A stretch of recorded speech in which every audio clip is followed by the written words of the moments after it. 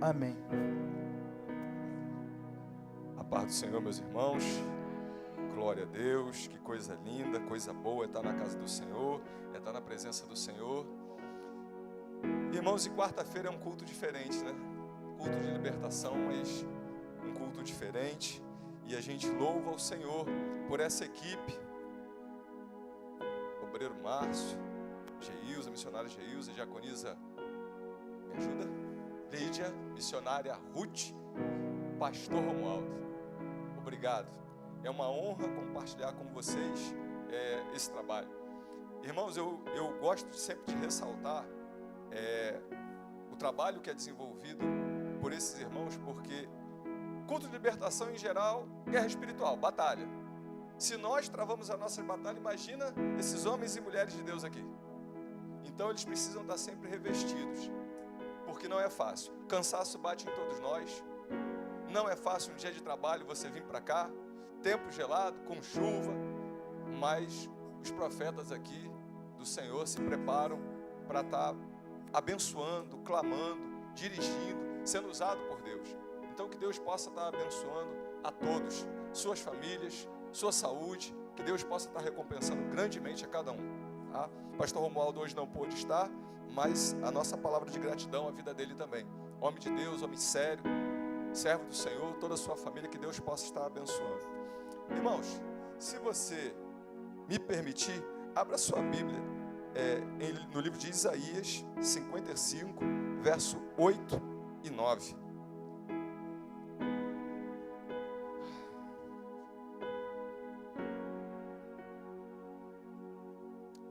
Glória a Deus. Porque os meus pensamentos não são os vossos pensamentos, nem os vossos caminhos, os meus caminhos, diz o Senhor. Porque assim como os céus são mais altos do que a terra, assim são os meus caminhos mais altos do que os vossos caminhos, e os meus pensamentos mais altos do que os vossos pensamentos. Que os pensamentos de Deus são melhores e maiores do que o nosso, não tem dúvida. Mas meditando nesse texto, parece existir um certo conflito, né? Os pensamentos de Deus são maiores do que os nossos. Parece existir alguma coisa ali que a gente precisa trabalhar isso. E por mais que use o termo conflito, não tem como contender contra o Senhor, claro que não. Mas por que então insistimos em termos algumas ideias que às vezes não está alinhado com o projeto de Deus? Por que às vezes temos na nossa mente imaginação, desejo, cria-se algo que ao longo do meu estudo, eu lembrei muito desses videozinhos que vocês já devem ter visto, sobre expectativa e realidade. E é muito engraçado que sempre dá errado. A expectativa é uma, mas na hora de realizar o projeto é outra completamente diferente. E aí eu fiquei imaginando isso. Jó, no capítulo 30, versículo 26, diz assim: quando eu esperava o bem, veio o mal. Quando eu procurava a luz, vieram as trevas. E nós geramos, às vezes, uma expectativa em torno de algo, de projeto, de relacionamento, de sonho. Nós idealizamos algo. E às vezes as coisas não fluem da maneira que a gente imaginou. E na nossa mentalidade, nós criamos tanta coisa que a gente imagina ser perfeito. É o plano perfeito. O trabalho é um plano perfeito. O relacionamento é um plano perfeito.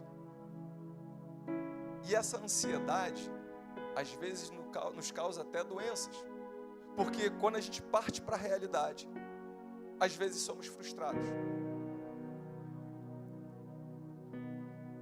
Os discípulos de Jesus tiveram uma experiência muito interessante, e eu quero compartilhar isso com vocês, porque os judeus, eles imaginavam que Jesus iria vir com o seu poder e glória, e que através de guerras, porque a expressão filho de Davi é que a ideia que eles tinham, que Jesus viria como Davi, travando batalhas, vencendo batalhas, e os judeus seriam vitoriosos. Vem um Jesus humilde, aonde ele não oferece batalhas, ele oferece amor, ele oferece a outra face, ele muda, ele frustra os planos daqueles que imaginavam que viria de uma forma. Jesus ensinando em Cafarnaum, na sinagoga, ele está falando sobre ele ser o pão da vida. E em um dado momento ele recebe uma crítica. Os judeus começaram a criticar a Jesus porque disseram: eu sou o pão que desceu do céu. E eles diziam: este não é Jesus, o filho de José? Nós não conhecemos o seu pai e a sua mãe. Como ele pode dizer que desceu do céu? Os discursos deles, dos judeus, é que esse não poderia ser o Messias. E mais uma vez aí a gente vê essa questão da frustração, porque eles naquela época idealizaram Deus. Inclusive nesse mesmo capítulo tem uma parte muito dura, se a gente for ler, que Jesus diz assim: palavra dura, quem é que pode suportar? E alguns discípulos tendem a ir embora, e ele pergunta para os 12, que estão próximos dele: vocês também não querem ir? Às vezes, o intuito de estar perto de Jesus, você imagina que sempre vai ser palavras de mansidão, de açúcar, talvez de um tapinha nas costas, mas a verdade é que Jesus também sabia colocar palavras duras, e constantemente a gente vivia essa situação, porque Deus é justiça, Deus é amor, Ele sabe exatamente como tratar, e na maioria das vezes eu posso até dizer, Jesus é especialista em frustrar as nossas expectativas.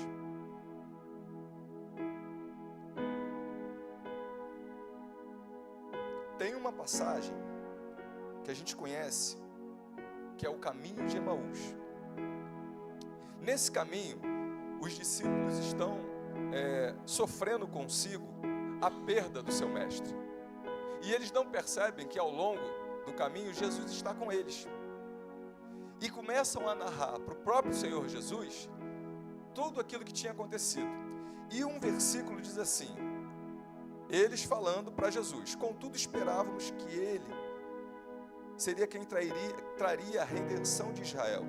E hoje é o terceiro dia, e tudo isso aconteceu. Esse versículo expressa que eles depositaram no Senhor Jesus algo que aquela crucificação frustrou.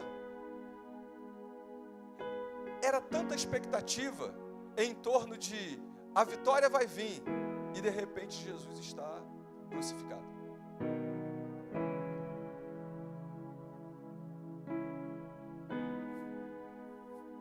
Essa expectativa de que Jesus iria trazer a libertação e a salvação por meio de uma forma que humanamente foi criada na mente deles, mas eles não entenderam que a crucificação e a ressurreição de Jesus, ele já tinha libertado Israel, ele já tinha libertado o povo judeu, ele já tinha vencido a morte. Mas a gente sempre espera de uma forma, a gente sempre traz um contexto a qual nem sempre são os pensamentos de Deus, porque os pensamentos de Deus são mais altos. Essa introdução é porque por diversas vezes eu vejo na história os homens pensando em uma forma de viver, de ter um escape, de viver uma grande vitória, um grande projeto de vida. E acontece que quando a gente encontra Jesus, a gente percebe assim, não é isso que eu quero. Mas os nossos planos são maravilhosos. Está tudo no nosso controle, esse é que é o problema. Não é para estar no nosso controle, é para estar no controle de Deus. Não é para viver os nossos sonhos, porque os nossos sonhos, às vezes, nos levam por caminhos complicados. Pedro, com seu conhecimento, ele sai para pescar, ele era profissional da pesca. E ele ele se prepara para ir para a sua pescaria a noite toda.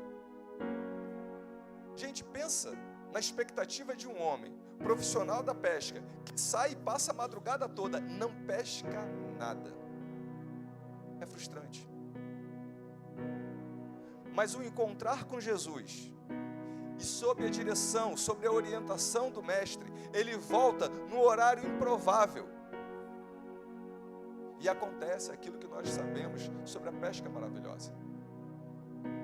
Entender que nossos projetos estão na força do nosso braço, na nossa sabedoria, no nosso conhecimento, vai frustrar. Porque quando eu falei sobre Pedro, eu falei sobre um profissional. Quantas vezes na nossa profissão, quantas vezes nas nossas escolhas a gente entende assim, eu sou bom nisso. Eu já vi tantas pessoas falando sobre isso, usando esse termo, eu sou bom.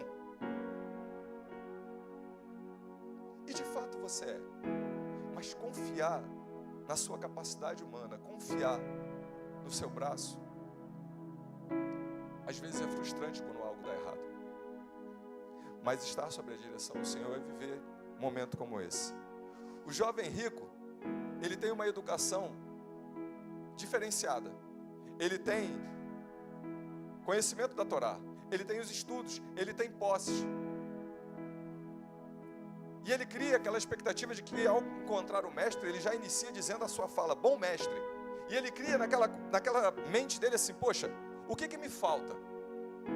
Teoricamente eu tenho tudo. Em poucas palavras, Jesus diz, se desfaz das tuas posses e me segue.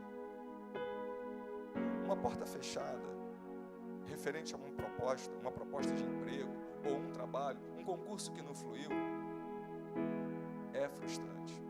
Sabe quantas vezes a gente se dedica em estudar, talvez um semestre, talvez meses, cursinho, e tem uma proposta, e tem uma situação dessa, uma resposta que você não esperava. Recentemente, alguém muito próximo de mim falou assim, olha, eu vou apostar todas as minhas fichas naquele concurso. E eu vi o quanto ele se dedicou. Mas sabe o que é interessante? É que a frustração que às vezes Deus nos permite passar é para entender que a nossa dependência está nele e também para entender que tem alguma coisa às vezes dentro de nós que precisa ser trabalhada. Sabe por quê? O amor ao dinheiro é a raiz de todos os males.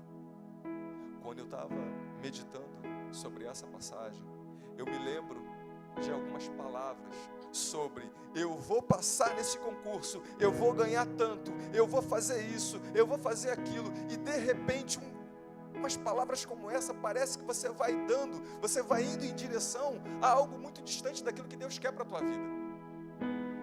Na hora você reclama porque foi frustrado, porque a porta se fechou, porque o teu nome não está na relação, mas o problema é o seguinte, é onde está o teu coração. Aonde está o teu coração? Irmãos, entenda que Deus não tem prazer de às vezes provocar essa sensação de estou perdido, mas estava tudo tão certo, estava tudo se desenhando para essa aprovação. Por quê, meu Deus? O jovem rico sai de fininho, entristecido. No tempo certo, na hora certa, quando você estiver pronto, você vai viver os pensamentos mais altos de Deus para a tua vida.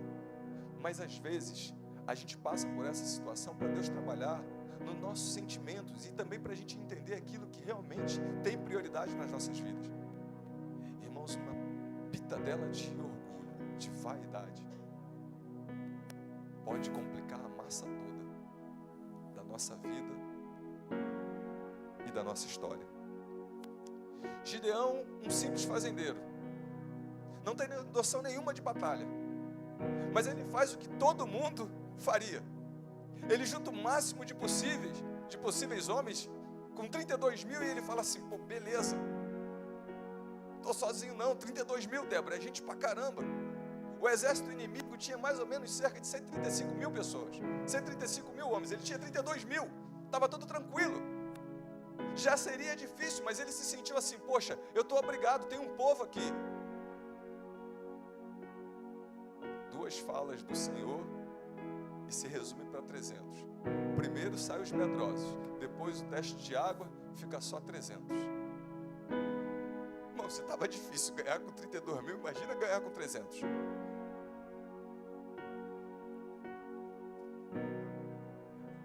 Às vezes a gente vai passar situações sozinho. Às vezes, tudo que você precisa é passar com Jesus.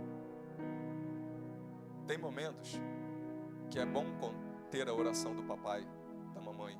Às vezes, tem momento que é bom ter a oração do pastor, da irmã de oração, mas às vezes você precisa orar sozinho. Fecha a porta do teu quarto, dobra o teu joelho e fala com teu Deus. Fala do teu jeito. Para de ser influenciada, porque no meio dessa confusão e com essa parte de Gideão, eu quero dizer para você uma coisa: tem pessoas que precisam ir embora. Tem pessoas que podem estar querendo te prender, te aprisionar. O teu navio tem que zarpar, e tem pessoas que estão parecendo que são âncoras, que estão te puxando para baixo, ou pior, estão tentando te limitar e precisa ser afastada. Isso causa uma frustração mega, porque eu quero estar no contexto, eu quero estar na amizade, eu quero estar com aquele grupo, mas você é separado pelo Senhor, e tem grupos que não te convém estar, tem grupos que não é para você estar, então é melhor que você esteja sozinho do que mal acompanhado, sabendo que o Senhor sempre vai levantar pessoas para abençoar a sua vida. Então o problema é: não vamos murmurar por aquele a quem o Senhor afastou, e nem tampouco vamos ficar desapercebidos para quem o Senhor está trazendo para perto.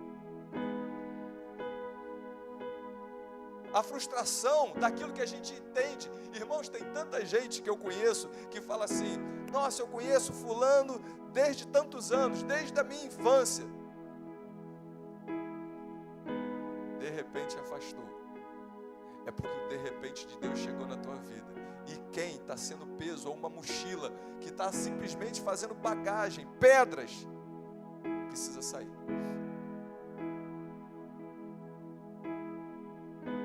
Voltando a falar de Pedro, ele tem uma outra constante que no momento da prisão de Jesus, ele, no impulso de eu tenho que fazer alguma coisa, é meu amigo, é meu mestre, ele saca da espada e ele corta a orelha de Malco. E ele pensa: eu sou herói, eu estou defendendo o meu mestre. Jesus restaura a orelha. Como assim? A ideia não era te defender, a ideia não era cuidar do Senhor. Fica quieto aí. Eu preciso restaurar a orelha dele. Passa alguns dias e esse mesmo Pedro, que queria defender Jesus, vai negar o mesmo mestre 3 vezes antes do amanhecer.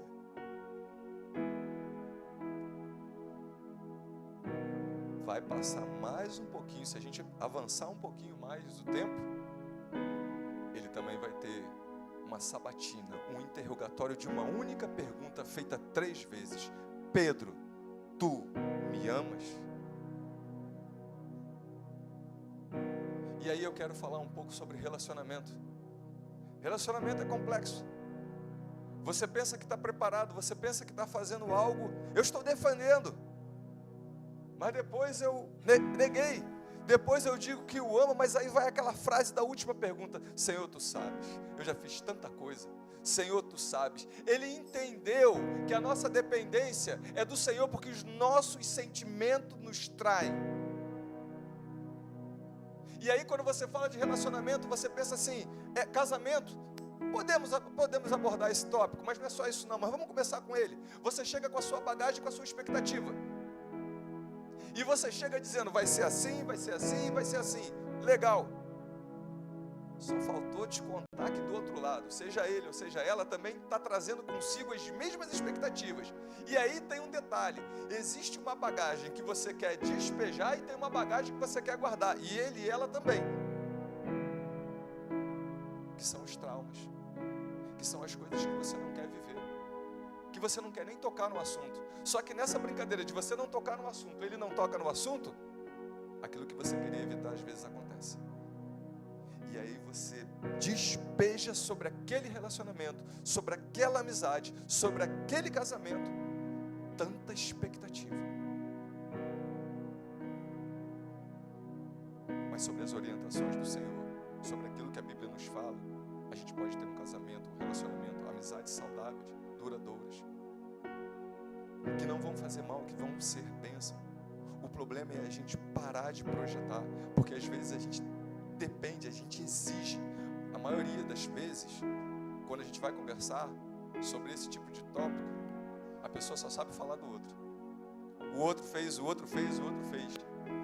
Chega uma hora que você começa a entender, não foi o que ele fez, foi o que eu estava fazendo, ou o que eu deixava de fazer.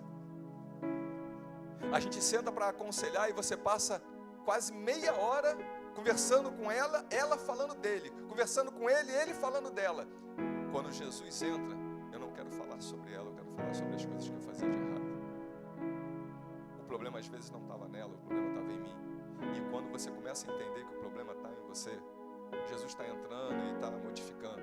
E a realidade com Cristo num casamento, nas amizades, é totalmente diferente.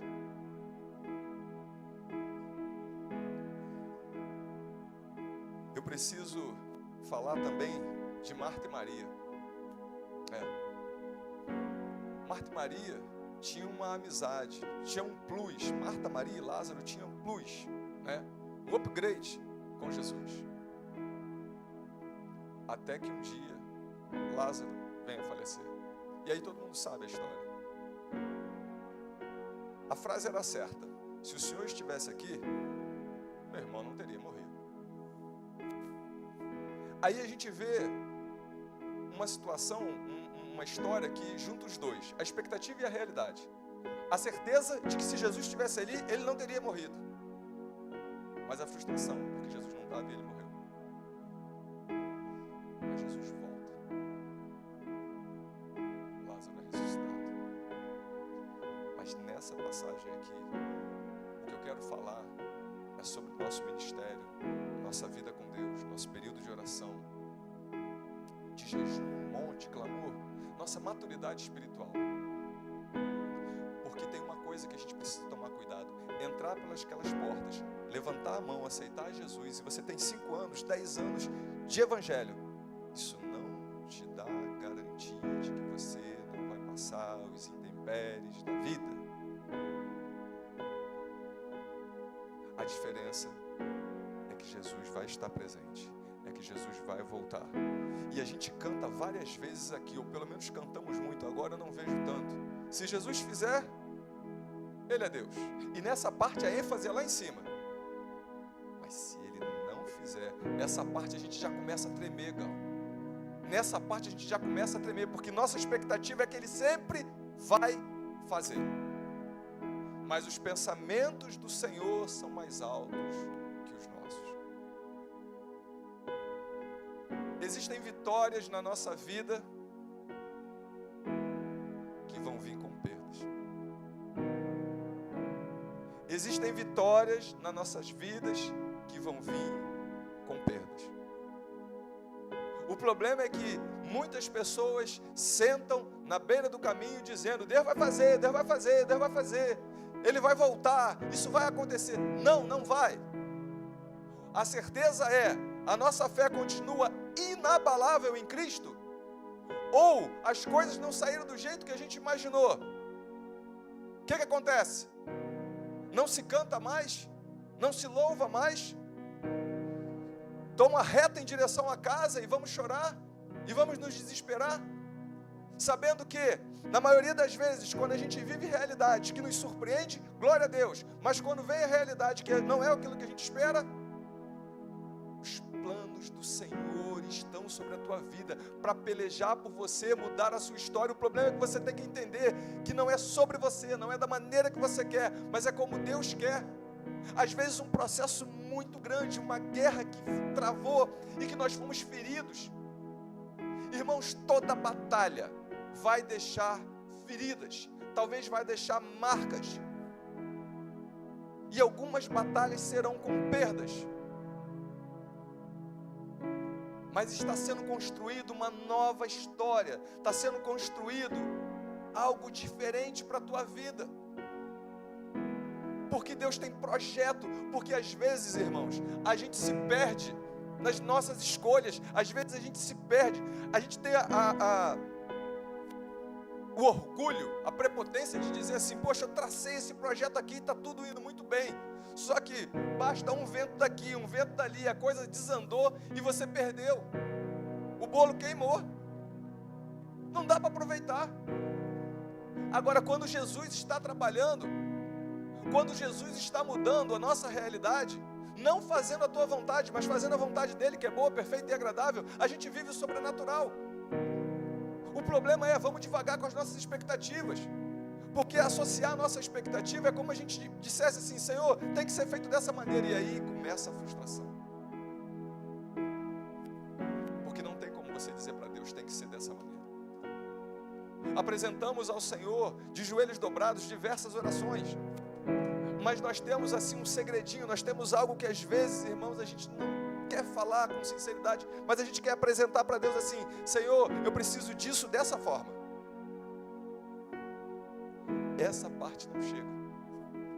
A parte em que você apresenta o problema, chega. Mas a parte em que você quer conduzir algo. A Andréia, ela deve estar assistindo, e provavelmente ela vai falar pra caramba que eu vou dizer isso, mas eu preciso compartilhar com vocês. Às vezes eu estava no meu trabalho e, irmãos, às vezes você sabe o que você tem, né? Problemas de saúde, uma tossezinha, você precisa de um xarope, um remédio, alguma coisa. E aí eu chegava pro médico, conversava, tinha amizade, já conhecia, e ao invés de dizer para ele: olha, eu estou com esse sintoma, não, eu dizia para ele o que eu queria, e eu ia conduzindo, eu ia dando ali sinais. Aí eu mesmo dizia: não, tá cheio de gente aí, não, eu só estou precisando desse remédio aqui, tá tranquilo. E ele: não, então tá bom, beleza. Assinava lá, botava, eu ia na farmácia e pronto, tá tranquilo. E às vezes eu faço isso até hoje. Não dá para fazer isso com Jesus. Não dá. Não dá. Dá para você dizer assim: Jesus, trabalha. Eu me lembro de uma missionária que estava orando pela sua mãe, e ela estava muito perigosa, muito traumatizada e nervosa, aflita, porque a mãe já tinha uma certa idade, estava um pouco adoentada, e ela queria a salvação da sua mãe. Eu vou resumir, é longo, né? Mas é mais ou menos assim. Ela estava pregando numa igreja distante da onde ela mora. Ligam para ela: sua mãe teve um probleminha, foi levada para o hospital. Ela estava no púlpito, o pastor falou: eu te libero. Ela: não. Aí ele falou: você parece que ficou alegre. Estou muito. Deus respondendo. Deus está respondendo. O pastor não entendeu. Ela pregou, foi uma benção. Ela vai para casa, e quando ela chega na porta de casa, vê marca de sangue. Ela vê a marca de sangue, ela não consegue chorar, ela dá um sorriso e fala: Jesus, tu és lindo. Ela chega no hospital, a mãezinha dela está lá, começa o processo, teve um AVC, teve algum problema, caiu, se machucou, foi para o hospital e está lá, aquela situação, mas lá no hospital. Irmãos, a filha era missionária. Por isso que você precisa entender. Às vezes você vai falar. Deus, Ele usa quem Ele quer, Ele fala da maneira que Ele quer, Deus é Deus. E lá no hospital, pregaram para ela, falaram que Jesus cura, falaram que Jesus é libertador, e ela aceita aquele Jesus. E ela chora com a sua filha e fala assim: você falou tanto para mim, mas foi aqui que eu entendi. Você e eu queremos passar por essa experiência, se caso você tiver parente ou um amigo que você quer falar de Jesus, mas você quer que ele encontre marca de sangue? Você quer que ele vá parar no hospital? Não. Mas eu quero que Jesus trabalhe da maneira que Ele quiser. Da minha maneira não está fluindo, não está dando certo, mas da maneira dele, com as minhas frustrações, porque às vezes, irmãos, a gente é tão orgulhoso que a gente quer falar assim: eu quero pregar e dizer assim: eu ganhei aquela alma para Jesus. Fica quieto, vai dobrar o teu joelho, e se uma irmãzinha, um adolescente, uma criança falar de Jesus e teu ente querido aceitar, glorifica o Senhor. Aquela marca de sangue, ela glorificava, aquela notícia, ela glorificava. Por quê? Porque ela sabia que Jesus estava trabalhando. Para de querer conduzir as tuas orações. Para de querer explicar para quem não aceita explicações. Ele não tem que te dar explicações. Ele só tem que dizer o seguinte: chegou diante de mim o teu pedido, eu estou trabalhando. Outra coisa é gerar essa expectativa em torno do tempo. Nossa. Se eu tivesse cabelo, eu ia falar assim, os cabelos brancos, às vezes, nos deveria dar algum tipo de paciência e sabedoria. Você também não tem não, Ivaí, não adianta coçar. Então, a questão é, às vezes na juventude a gente quer as coisas para ontem. Às vezes na juventude a gente quer as coisas fluindo. Ih, irmão, deixa eu vir para cá que aí eu vejo o relógio. Mas não é assim. O tempo do Senhor é diferente do nosso. Mas uma coisa eu te falo. Ele não está frustrando de propósito os teus planos. Ele está dizendo que Ele tem coisa melhor para a tua vida. Ele está dizendo que tua família, teu casamento, teus filhos, Deus tem coisa melhor para cada um deles que você nem imagina. A maioria dos pais, quando conversam comigo, dizem assim, poxa, minha preocupação é o que vai ser dos seus filhos. Geração bendita, geração eleita, vão crescer, vão ser homens e mulheres de Deus, em nome de Jesus, creia nisso. Medita nessa palavra aqui, 2 Timóteo 2, 11 a 13, não precisa postar, apenas medite. Palavra fiel é esta, que se morremos com Ele, também com Ele viveremos. Se sofremos, também com Ele reinaremos. Se o negarmos, Ele também nos negará. Se formos infiéis, Ele permanece fiel, porque não pode negar-se a si mesmo. Ainda diante das nossas limitações, o Senhor permanece fiel.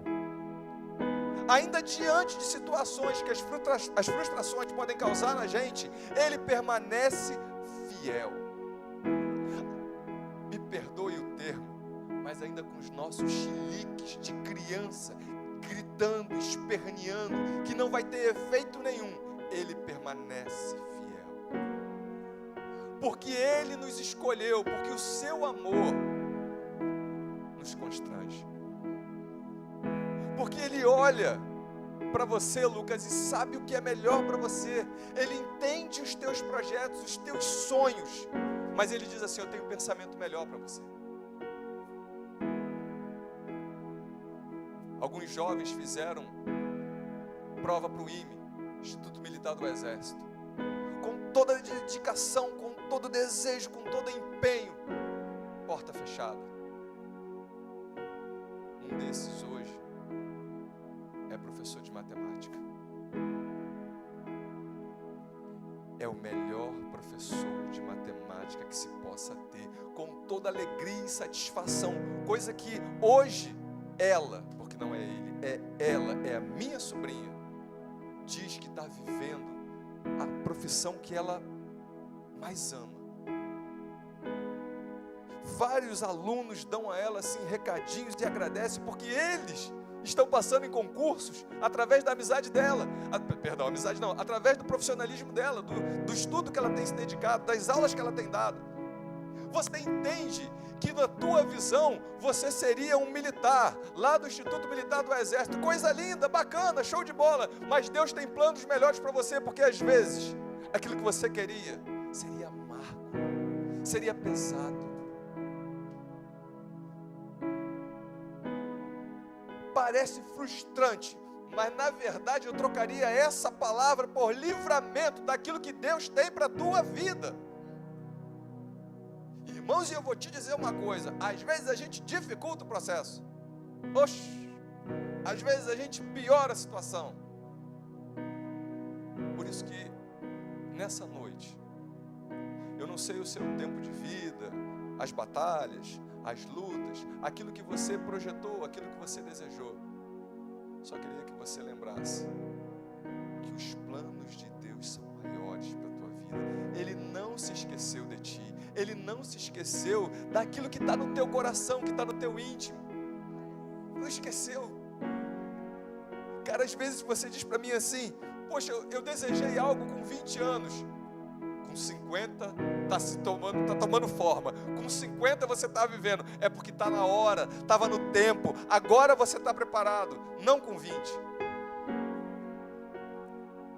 Quero terminar com esse provérbio lindo, que eu falei assim, poxa, eu quero terminar com ele. Também não projeta, apenas medite nessa palavra. confie no Senhor de todo o teu coração. Não se apoie no seu próprio entendimento. Reconheça-o em todos os teus caminhos, e Ele endireitará as tuas veredas. Confia no Senhor, a tua família, o teu relacionamento, as tuas finanças, confia no Senhor. Não está perdido, não está parado, não vai ser inútil, vai ser algo para abençoar. Irmãos, tem mais uma coisa linda que eu quero compartilhar. A bênção não vai ser, entende isso?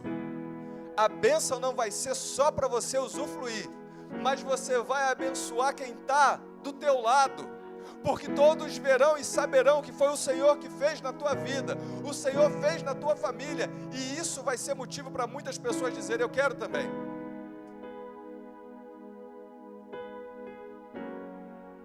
Não se apoie no teu próprio conhecimento, confia no Senhor. Apresenta ao Senhor todos os teus planos e viva aquilo que Deus tem para a tua vida. Que o Senhor te abençoe, que o Senhor fale ao teu coração, que o Senhor renove as tuas forças, que você saia daqui fortalecido, em nome de Jesus. Que Deus abençoe.